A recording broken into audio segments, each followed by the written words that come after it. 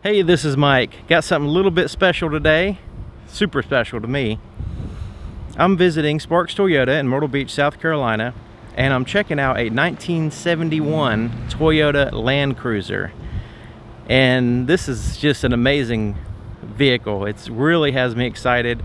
Typically when you think of modern landscape cruisers, they're really lavish, expensive vehicles with all kinds of cool features. So this one is a little bit more basic. So let's go ahead and check it out. One of the neat things that you'll notice, well, you might not notice it, but that this one has is a four-wheel drum brakes. Okay, so that's something they don't do, hadn't done that in a long time. Plus you have the all four front and back leaf springs. I mean, I don't think I've ever seen a vehicle with leaf springs in the front. Usually that's something you would see in the back and in like heavy duty trucks and stuff like that. But this has the leaf springs in the front and the back, as well as the drum brakes front and back. Let's see if we can look in there and show you, get at you a good angle.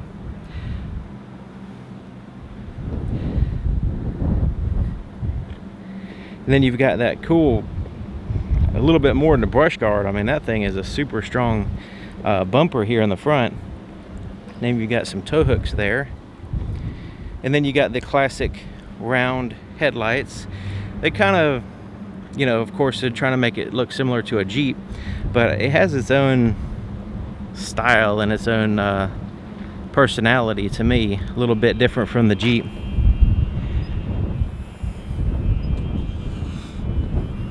There's your locking hubs for your four-wheel drive system. There's no automatic anything on this thing, really.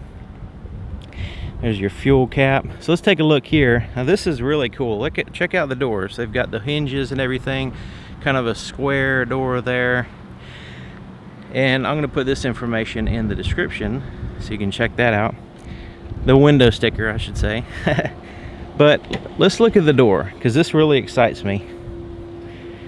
Check out the mechanism. You can actually see the mechanism as you open and close the door. You can see the gears actuate, and you know, that's just really cool that they would have exposed things. And there's lots of things like that where you can actually see the mechanism. Can't see the window roll up and down, I mean the internals, but still pretty cool. And then you've got the quote unquote side air, you know, window air conditioning. This thing pops out and gives you the ability to catch the air and blow it directly on you as you're driving.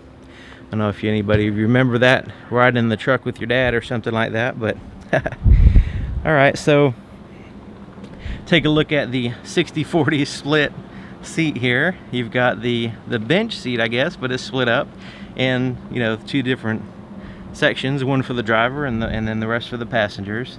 And then these will fold down using this exposed mechanism here, where you can unlatch it and fold it down. Now there's some things I'm going to demonstrate and some things I'm not, because of the age of the vehicle. I don't want to, you know, mess anything up, so just keep that in mind. You can actually fold down these independently, apparently. Let's see if I can do this one-handed. There we go. Yeah, there we go. It folds down there, and then you got that centerpiece, and then you got the driver's seat, and then this has got metal on the back side, which is pretty cool. And then this has to be, the latch has to be up. There we go. So it's a two-handed affair there, trying to get the seat up and down, and since I only have one hand. Now check it out, the gas tank. You see the gas goes in, and there's the gas tank. You're actually sitting on it, on the gas tank on the passenger side. So that's pretty interesting. Glove compartment right there, just has pretty good amount of space in there. You do have an ashtray, because that's more common back then. Cigarette lighter. You got your exposed heater hoses there. And opening and close the door, you kind of have to, you know, latch it and push it and make sure it latches. Then you got the side steps there. This is really cool. The back seat of this, back seats I should say, of this vehicle really is cool. So you've got all this glass, and you got this corner glass, which is really cool. Don't see that much. Spare tire is on the back, a little bit offset there. So this, and then you've got the Toyota four-wheel drive stuff going on there. There's the trailer hitch. Don't even have any, I don't know, I'm sure they have wiring originally, maybe not, I'm not sure. So let's go ahead and swing this spare tire out by unlatching it here like so, and then you can swing it out and get that out of the way. Now you notice this back part is already up, and reason for that is this kind of takes two people, or it took me and one of the guys that work here to kind of get it in that position, and I don't want to mess it up. So that's what it looks like there. These actually, you loosen and tighten these in order to make it stay up. These are kind of spring loaded too, so it kind of helps you lift it up, but then you have to tighten these to make it stay. Okay, so now we have this two doors here that swing out. So I'm going to go ahead and unlatch by lifting this up and then pull that out, and then this swings open to right there. And then to open this door, it has this little latch here that you can unlatch, and that'll open up to right there. So now you'll notice it has two bench seats opposing each other here in the back with seat belts. And these seats, you can lift those up like so, and then that way you have a big cargo area. But look at there, I mean, you can seat comfortably two large adults back here, and maybe 4 kids, I don't know. Yeah, it looks like 4 kids. Maybe not enough seat belts for all the kids, but you do have enough room. Plus, look at the headroom in here. It's a wide open space on the inside.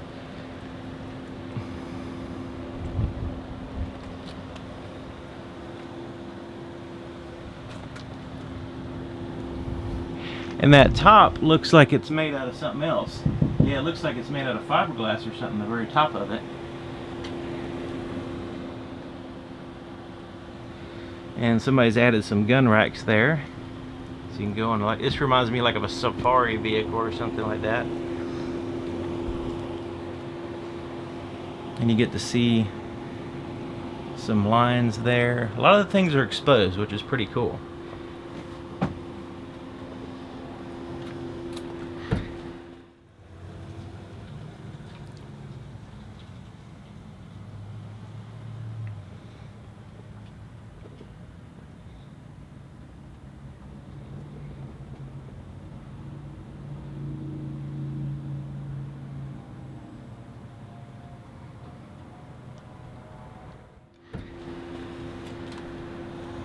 Alright, so now we can go ahead and close this up with this little latch.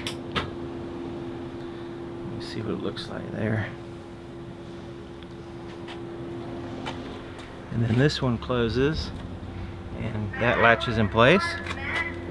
And then this closes, and then that latches in place like so.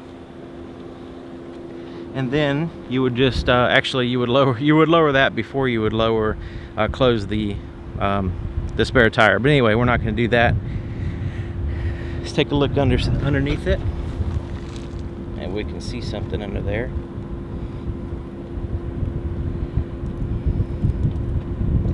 You can see the leaf springs, the shocks, the rear end. This looks like the back of a pickup truck back here. Like an older pickup truck is what it looks like.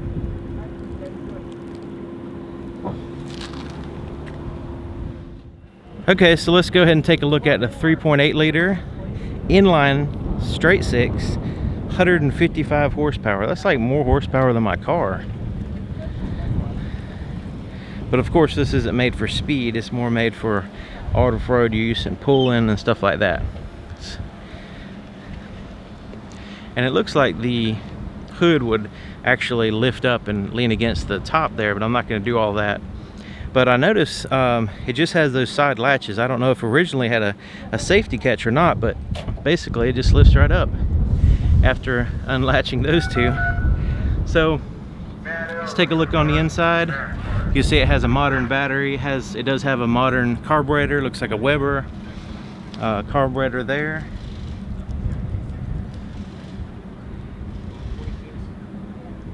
Got your master cylinder, heater lines, then your linkage for your transmission is there. But yeah, 3.8 liter straight six, pretty long engine. Straight six engines are really workhorse engines. I mean, they just seem to be able to put up with a whole bunch. You can see it's got a radiator here. Not sure if that's the I know it doesn't look like the original, of course, but I don't know if that's the factory equivalent. It looks like a really thick radiator, probably like a 3 flue or something like that, 3 or 4 flue.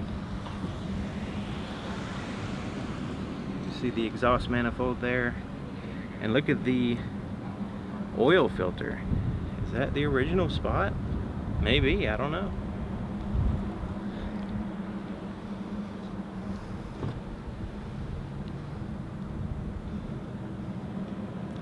And unfortunately, I'm not going to be able to start it up today.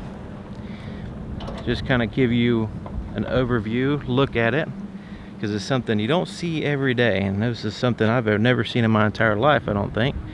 And I was born in the 70s. Take a look at that dash. Not seeing any GPS units or Bluetooth devices, anything like that. It's just straight up metal and switches. And the steering wheel is very huge because you need all that leverage to turn it. And you got your turn signal there, which is pretty cool. It's like a piece of metal sticking out. And then you've got your gear shifter there for your column shifter, 3-speed column shifter. There's your gauge cluster with has pretty good amount of information there. Your temperature, oil pressure, fuel gauge, and your amperage. And your amperage would stay right there in the middle, typically. And so then you got your speedometer there, which is pretty cool, real basic. You notice they skip 20, 40, 60, 80, 100. Don't give you real precise numbers, but a lot of new cars do that as well. There's your ignition switch there.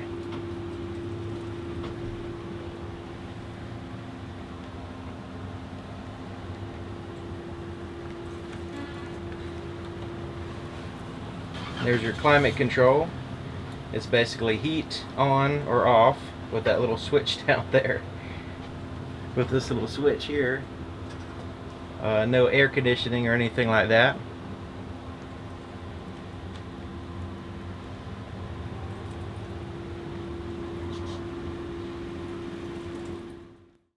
Up here we can see the actual windshield wiper motor right there, and you can see the lines going out to the windshield wipers, which are on the top of the windshield, which is unusual for today's standards anyway.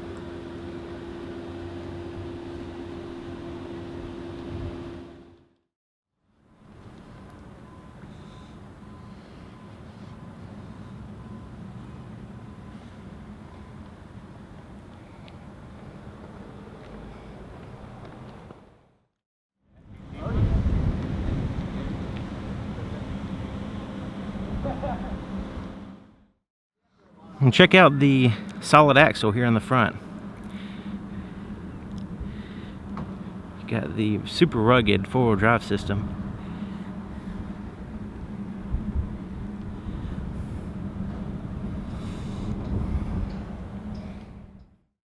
You can actually see the steering mechanism here right on the side of the engine bay. Then you see that rod. It goes all the way out and attaches to this idle arm here. here in the front. I don't know if you can see that. And then that way, that'll go to this bar that goes to the steering knuckles.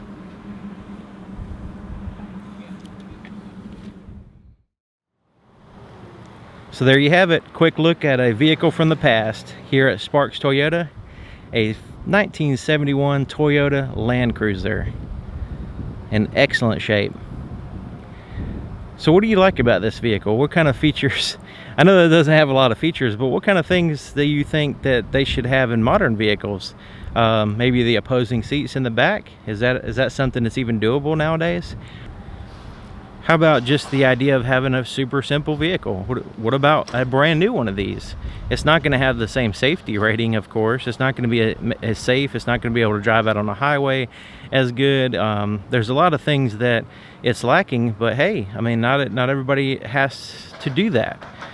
So what do you think about having more simple vehicles available for people that are, say, you want to use this off-roading and that kind of stuff? I think it would be neat to at least explore that opportunity to be able to buy something new that is this simple, without all the airbags, without all the modern things. I think it's something to say for at least having the opportunity to buy one of these as it sits like it is now. I think it'd be a really cool, at least a novelty thing, you know. So anyways, thank you for watching, and thank you to Sparks Toyota for allowing me to show off an awesome vehicle. And like I said, this vehicle is not for sale, but I just wanted to show it to you because I thought it was extremely interesting, so I thought you might be interested as well. All right, thanks for watching. Thank you to Sparks Toyota, and I'll see you next time.